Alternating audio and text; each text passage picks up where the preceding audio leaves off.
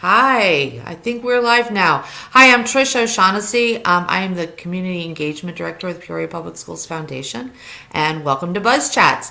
I'm here tonight. Cindy Morris is normally your host, and she is unable to be here, so I am filling in. And I have with me Sarah Oakford, who is the Adopt a School coordinator with the Peoria Public Schools Foundation, and a couple of our adopters who came on tonight to talk about a little bit about what they do with their partner schools. But first, a little bit about the foundation. If you're new to our Facebook page, the Peoria Public Schools Foundation raises funds and works to implement programming in schools. So we invite you to check out our webpage and see more specifically what I do. But tonight we'd like to highlight one of our programs, the Adopt a School program. And I'm going to let Sarah, our Adopt a School coordinator, give us a little bit of information about what Adopt a School is. Sure. Thanks, Trish. Happy holidays, everybody. I have been the Adopt a School coordinator for 6 years, and what my job is to create or to get partners to come into the schools. They can be businesses, organizations, churches, and we're just trying to get in to help the schools, the staff, the students in any way possible that we can. It can be basic needs, it can be in-kind donations, it can be financial. And tonight you're going to hear about some very innovative ways that our partners have come into the schools to help them out. Thanks, Sarah. So, moving on, I thought, when we were looking at this, one of our goals was to give the community ideas on how they can directly impact students in Peoria Public Schools, and certainly there's quite a few ways, but it seems that we are at a place where we are inviting volunteers back into our schools with vaccination cards in place and masks, of course, and we really were looking at adopters who have been able to keep their programs robust within the schools and also pivot to some additional types of programming. So we invited tonight Dan Phillips, who is with United Methodist Church. Is that correctly downtown? I always say that church name wrong, I feel like.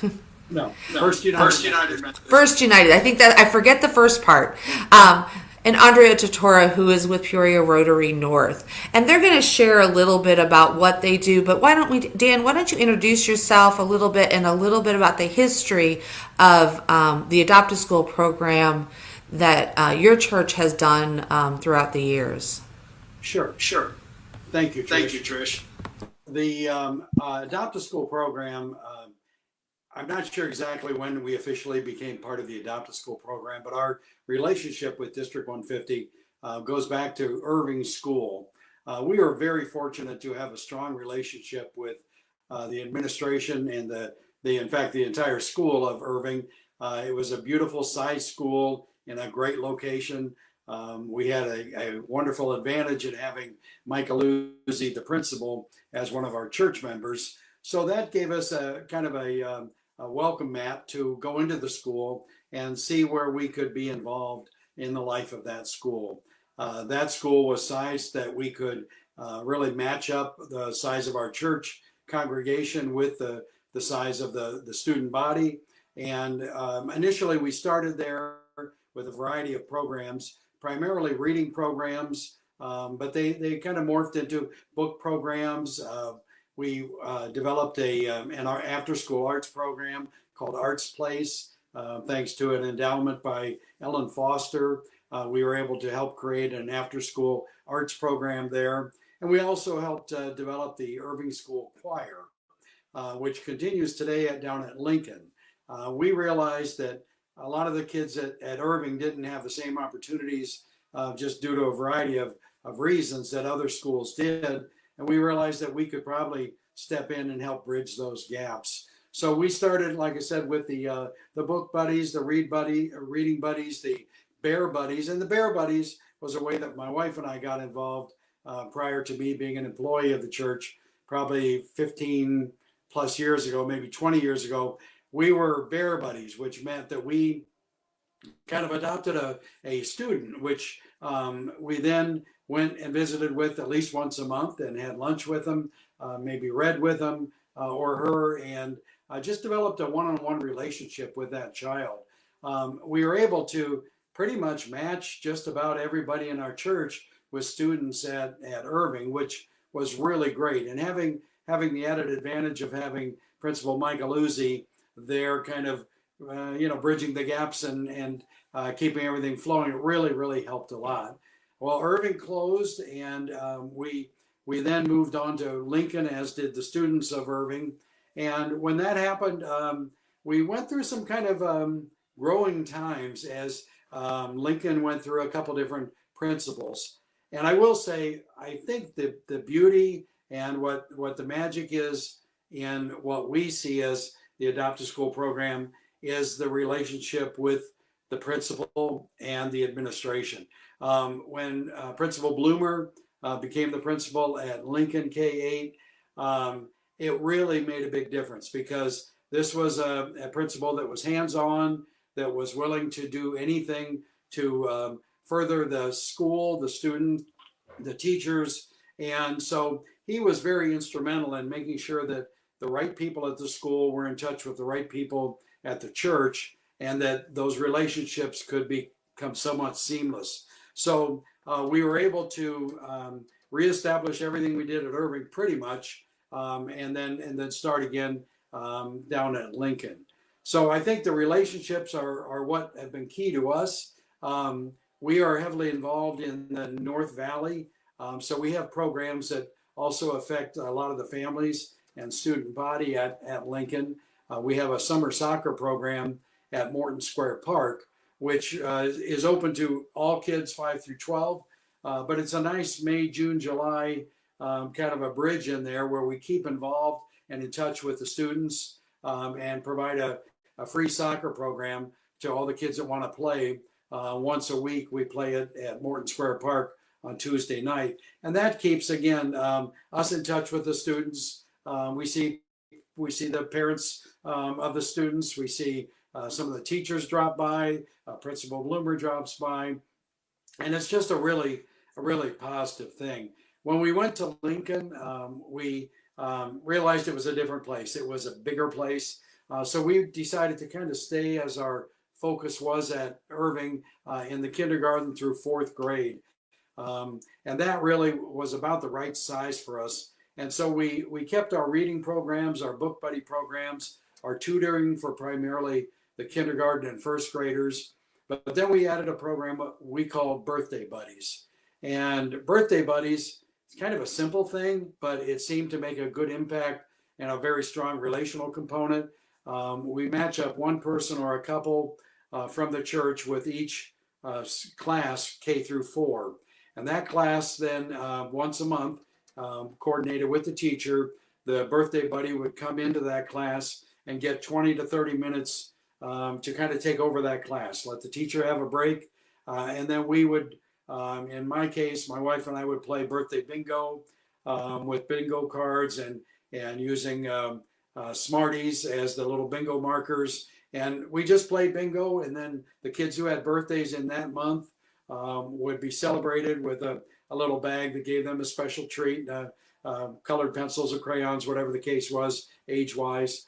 But it was instrumental in establishing a relationship and showing each kid that they mattered. And that, as small as it may seem, it's a big thing when you can connect on that basis. So when you put that in with the other programs of reading and book buddies, where you're again meeting one-on-one, that has worked out well for us. We also work with a backpack program, which they're called snack packs and other things at other places. But every Friday, we take about 200 bags of what we call nutrition and love down to the school, and they are given to the kids K through 4 that might be identified as coming to school hungry on Monday. So we pack about 5 easy to prepare lunches that the kids can fix for themselves over the weekend. And it's a non-relational thing, but it's kind of it is relational in the fact that we know the need and we're trying to reach out and help with that need. So, we've tried to connect in our arts program down there. We still are very active with an after-school arts program. Also with the Lincoln Choir. This is something that, again, it gives our church members an opportunity to work with the administration, the teachers, the students on a one-to-one basis and kind of fill in their needs. And again, I can't stress enough the importance of a strong relationship with the principal and with the administration, because, as we become recognized as family, it's a lot easier to do what we do. It strikes me, Dan, you guys have an extensive number of programs, and I really love how you knew that the school was large, and so you needed to focus on a certain grade area. Andre, I'd love for you to kind of share a little bit as well about what Rotary North does with their partnership with Roosevelt, also working in a very large school. It's also a K-8. And kind of how you, Rotary North, has focused on literacy and other programming that they've done down there. Sure.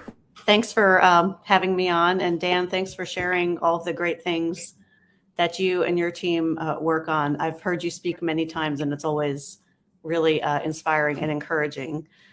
With the Rotary Club of Peoria North, we have been doing a Reading Buddies program at Roosevelt Magnet School for quite a few years. And prior to that, we did it at several other schools long before me. So I don't know the history, but it's been more than 20 years. I know that we've been doing Reading Buddies. At Roosevelt in the past, we've worked with first grade students. So we'll pair up a Rotary Club member like myself. Sorry, folks just ran into my kitchen, so I apologize for background noise. But one of us will go to the school and we will read with 2 or 3 students at a time for about 20 minutes each. And we'll work on reading a book or playing some literacy games, but it's also been a great time and a great way to build a relationship with that child.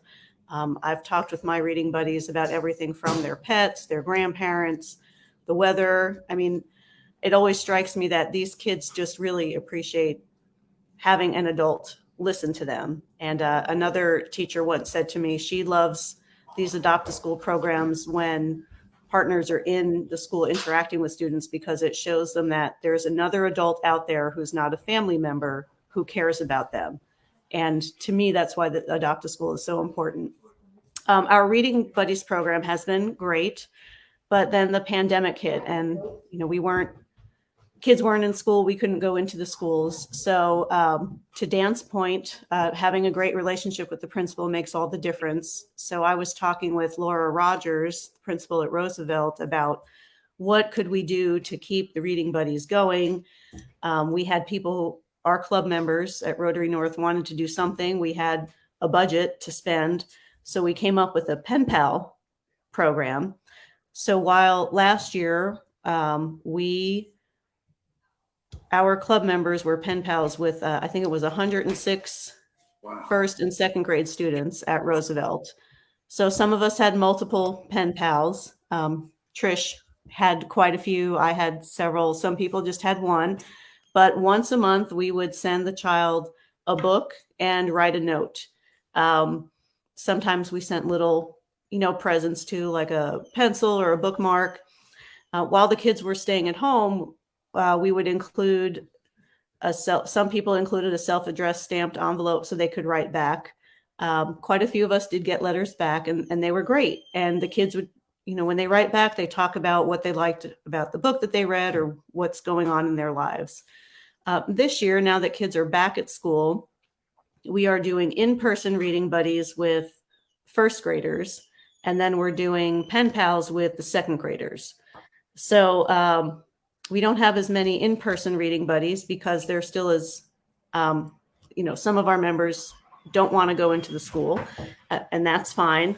But we worked with Principal Rogers they felt that the first graders would benefit from some one-on-one reading tutoring, and then the second graders are, further along in their reading. So at our weekly club meetings, our members write a note and choose a book for their pen pal, pop it into an envelope, and then all the second grade teachers are partnering with us this year, so they help the students write letters back to us, and that's been really great. Many of our club members who are pen pals this year really appreciate getting those notes on a regular basis back from the students. And they're really fun. They'll ask questions like, what's your favorite color? Or I really like this book. Or can you send me another book with this character? So we're building that relationship. And one thing we always try to do, especially last year, our members really wanted to find a way to possibly connect with their pen pals. So we were able to, in May at the end of school, have a day where we set up tables outside. We gave each child a bag for summer with books and snacks. So it was a way that we could be socially distanced, but have some of our pen pals meet the people they had been corresponding with in person. And hopefully we can do something like that again this year. I love, Andrea, the pivot that Rotary North was able to make with the pandemic. We, at the foundation understood that a lot of people did not have the capacity during the pandemic. They weren't physically in office spaces or church spaces or organizational spaces to go in. They were finding that a lot of their traditional programming that maybe was in the building wasn't able to be accomplished. So one of the things I loved about the Pen Pal was that pivot could happen remotely. It didn't have to bring you in physically to the building, but it would still create a connection with the student and keep those bonds going. Dan, did you guys find during the pandemic, did you struggle to keep your programs vital? And then what was some ways you worked through that to bring the programs back up again this year with school being in session? Which one of us? Oh, either. Dan, why don't you take that and see what you guys did over at Lincoln? Okay. And I will say, Andrea, I love the PEN program. We will hopefully do something similar. I love that aspect that gets you in touch, and then give them an opportunity to kind of learn about letter writing by sending a letter back to somebody. I know when I look in the mailbox and I don't see any mail at home, I wonder, gosh, did I write anybody that would want to write me back? So I think that's just a wonderful thing. We found this year, and last year it was difficult with the remote learning. So honestly, we weren't able to keep that part of it. We were able to keep the backpack program, the food program going as we could. We were able to have a soccer program this summer, but we did not, and we're not able to do much on the reading. We are back in with the reading and the tutoring this year. And we hope to be back with our birthday buddy program, but we found that, like Andrea had said, there's a reluctance along the volunteer line, particularly of the olders, even though they're vaccinated, because all the kids aren't. That just is a point of contention. So we weren't able to get enough to cover K through 4. So those that did sign up, we moved them with their agreement, moved them into the Reading Buddy or the Book Buddy program. But our Birthday Buddy program, we're keeping it going by providing a box every month to each of the K4 teachers that has the drinks and snacks and little birthday goodies for the kids to recognize each of the kids each month in front of their classroom. So that's kind of good. But we are doing the other. Yeah. Dan, that's a great pivot to point out that while you're getting up to capacity and as vaccines are rolling out and students are now able to be vaccinated and those things are creeping along, to pivot into maybe providing now. One thing that it excites me about both the pen pals and that providing of the box is that they're vital programs, and as we move forward, it would be lovely to be able to keep programs in momentum, and so that'll kind of keep that momentum in that vein. Andrea, is there anything that you saw working with the Adopt a School and working with the schools that you think would be an easy type of program for people to get involved with if they're interested? I know that it takes a lot of coordination to get a lot of these going, but if an organization was interested in starting some type of pen pal program with the schools, what would you advise would be some of their first steps? I do think starting pen pals is not too difficult. As a first step, I would reach out to the school. The way we've done it with Roosevelt and Peoria North is we talked with the principal. We decided on a grade level. She communicated to the teachers about what we wanted to do. And then now we communicate directly with the teachers. So the teachers provided the list of student names, just first name and last initial, so we're not violating privacy. And then we just coordinate when we deliver the packets to the school. We try to get them in the first half of the month, and then they provide letters back to us from the students for the second half of the month. Getting the book is we have a great partner in the book rack on Knoxville. Stacy, the owner there, is really supportive of this program. So I probably get most of the books for $1 or less. So it's a very economical program. And then I will say, some of our club members. Summer in warmer, winter in warmer climates, and we can just set them up with, they can take enough books and envelopes, and we have little postcards that say, Reading Buddy Pen Pals on them. They can take those supplies with them and then send them back to us, or they can pre-write them and then we'll deliver them to the school, for each month. But it takes a little bit of time, but we have, 4 people working on it, and it's running pretty smoothly. We also have, Bradley students who are doing it with us, and residents who live at Bueller Homes. And those residents used to be in-person reading buddies at, I forget which school, but another one of the Peoria public schools. And because of COVID, they're not comfortable going there. So they do the pen pals with us. And it's great to have them. I love that collaboration between Adopt a School partners to create that pivot. I will say, as somebody who's done pen pals, the cards, they have this little, I should have brought one. There's these cards that were pre-printed by Rotary that say Rotary on it, pen pal, and just give you like a little postcard space to write. So it's just kind of enough.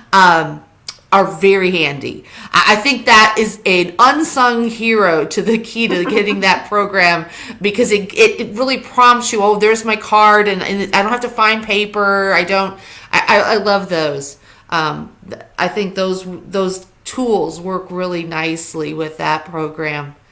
Sarah, I want to wonder with you, if an organization has not been part of the Adopt a School program at all, what are some things they can do to get connected? How would they go about doing that? Contact me, of course, or the foundation. We have over 70 partners right now in all 27 of our schools, but they always need more. Some have 1, some have 4, but at least we have 1 at each school. But the needs are so astronomical that I just feel like if everybody could get into a school, they would want to help. There's so many kids that need us. They need a someone to look after them, and someone to tell them that somebody cares about them and wants them to succeed. There like you've heard tonight, there's all kinds of things that people can do.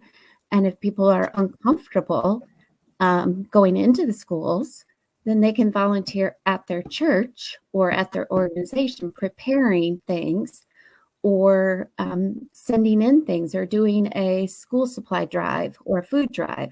You know, last year with COVID, our basic needs were huge. So we did a lot of little free pantry. All of our schools have, well, not all of them have outside, few of them have them inside, but all of them have a little free pantry that are loaded with food. Hy-Vee has been a great partner, but we also rely on private donations, even just canned good, friends of mine, my mom, you know, whoever, and I can take them to the schools, and they are so appreciative. And the uniforms are huge, and coats and gloves and mittens are coming up. And I know that, you know, last year, Treewind got a bunch of umbrellas because they have a lot of kids that walk to school. You know, so there's all kinds of things that people can do to help. It doesn't take much. It really can be one person. It could be one person organizing it, or you could split it up, you know, one person a month. You could visit the school. You know, I think Rotary is there and First United Methodist is there quite a bit. But we have people that are there once a month or once a quarter. You know, it's whatever you feel like your organization can do. Because the one thing we don't want to do is say we're going to do something and then don't do it. Because we don't want to disappoint the schools and the kids, because they love it and they look forward to it.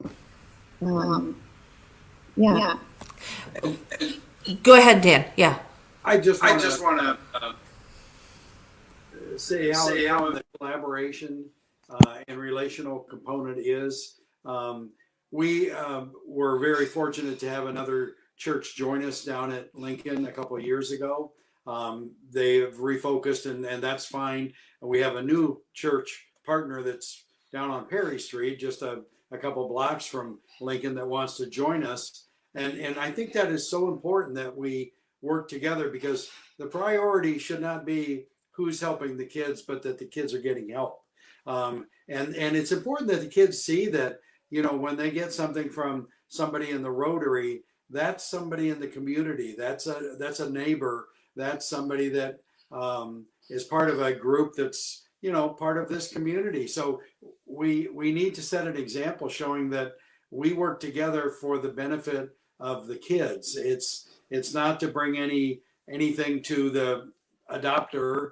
It's to help with the need of the kids. And by doing that, we're going to make a better community. I mean, it's going to help everybody. So if Rotary's down at Roosevelt and they need help and they get somebody else and we get somebody else, and that's wonderful. I mean, the end of the day is, are the kids better off? That's what counts. So very big on that working together.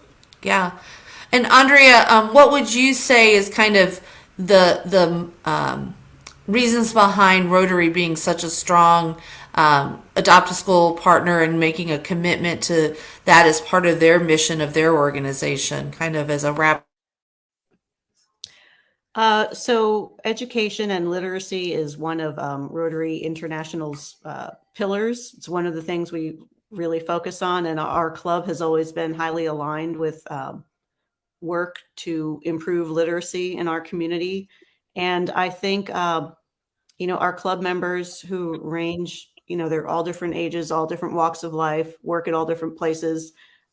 Everyone really just wants what's best for the kids. You know, I would echo what Dan says. It's about making sure the kids have what they need, whether it's, you know, water fountains and refillable water bottles, to enough books, to, you know, that extra support from Adopt a School partners. You know, I will say that the partnerships and the partnership with the school, you know, keeping that strong, regular communication really helps. And the folks at Roosevelt are very great and easy to work with. They rarely say no to our ideas. And when they come to us with an idea, I don't think we've ever said no to them. So there's a lot of give and take, and we're just all there to support the kids. And the pen pals have been great because now we do have many members who in the past, for whatever reason, were not going to do the in-person reading, but they are doing reading buddies and they really love it. There's a lot of back and forth between that Rotary member and the student, and, the letter writing, it's a lost art. So hopefully we'll kind of bring that back. Doing the letter writing with the kids, it's amazing, because how often do I even write a letter anymore? And that's been a lot of fun. And practicing my like good handwriting. I was like, ooh, they probably need to be able to read my handwriting. So it's been a joy for me to participate in. I know a lot of Adopt a School partners find it just very fulfilling and building a sense of community in their own organizations, working for the betterment of the kids. Just in closing, I want to thank both of you for being here tonight and sharing the programming that your organizations do with your volunteers at some of our adopting schools as adopters. Sarah, thank you for sharing the Adopt a School program. And if anybody is listening and is interested in becoming an Adopt a School partner or expanding programming that their organization already has, please feel free to reach out to the foundation, reach out to Sarah. You can find additional information on our webpage, which can be linked to on Facebook, to find out ways to get involved in our schools. We have a lot of volunteer organizations and opportunities beyond Adopt a School, so a lot of ways to get connected with Peoria Public Schools. Dan, Andrea, Sarah, thank you so much. Really appreciate it. And all that you do to support the students in Peoria Public Schools. Really fulfilling and exciting work that I see you guys doing, and we're just very thankful and grateful that you're there. Do the best. Take care. All right, we'll be signing off. Have a good night, and I will see you guys all soon. Talk to you later. Bye. Bye. Thank you.